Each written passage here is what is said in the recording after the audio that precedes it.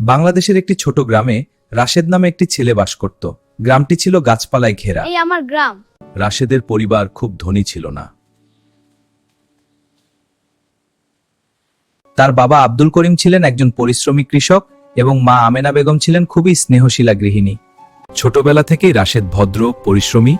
রাশেদ প্রতিদিন সকালে খুব ভোরে ঘুম থেকে উঠত। মা, স্কুলের জন্য তৈরি হচ্ছি। ঠিক আছে বাবা, সাবধানে যাস। হ্যাঁ মা। চল, সময় হয়েছে স্কুলে যাওয়ার। হ্যাঁ রাশেদ, আজকে খেলার মাঠে যাব। ঠিক আছে, দৌড়াই। হ্যাঁ, দৌড়াই। রাশেদের পড়াশোনার প্রতি খুব আগ্রহ ছিল। তার সেই বয়ামেরই একজন হয়ে একজন ডাক্তার হওয়া।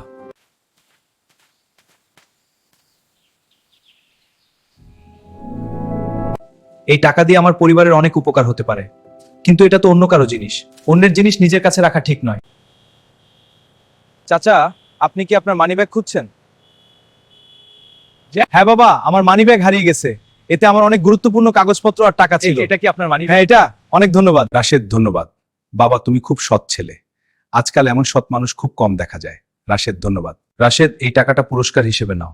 চাচা, আমি শুধু আমার দায়িত্ব পালন করেছি, এর জন্য কোনো পুরস্কার দরকার নেই। রাশেদ, অনেক অনুরোধ করছি। না ভাই, লাগবে না। এটা নাও, সামান্য কিছু টাকা। আচ্ছা, ঠিক আছে। রাশেদ খুব মেধাবী ছাত্র, কিন্তু তার পরিবারের আর্থিক অবস্থা ভালো নয়। আমি জানতাম না। রাশেদের পড়াশোনার খরচ আমি দেব। সত্যি? কি আল্লাহ আপনার মঙ্গল করুন। হুররে, আমরা খুব খুশি। আমার কর্তব্য। খুব ভালো করছো রাশেদ, এভাবে চালিয়ে যাও। ধন্যবাদ স্যার, ম্যাডাম। রাশেদ মাধ্যমিক এবং উচ্চ মাধ্যমিক পরীক্ষায় খুব ভালো ফল করলো। পরে সে মেডিকেল কলেজে ভর্তি হওয়ার সুযোগ পেল।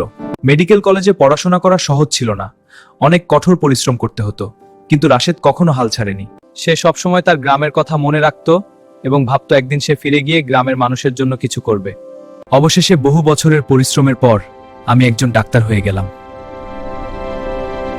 কিন্তু সে তার গ্রামে ফিরে যাওয়ার সিদ্ধান্ত নিল, কারণ তার স্বপ্ন ছিল গ্রামের মানুষকে সাহায্য করা। ঠিক আছে, আপনি এখন বিশ্রাম নিন। ধন্যবাদ, ডাক্তারটা খুব ভালো। সবাইকে ধন্যবাদ। বাবা, তোমার সততা এবং পরিশ্রমই তোমাকে আজ এই জায়গায় নিয়ে এসেছে। চাচা, যদি সেদিন আপনি আমাকে সাহায্য না করতেন, হয়তো আমি এত দূর আসতে পারতাম না।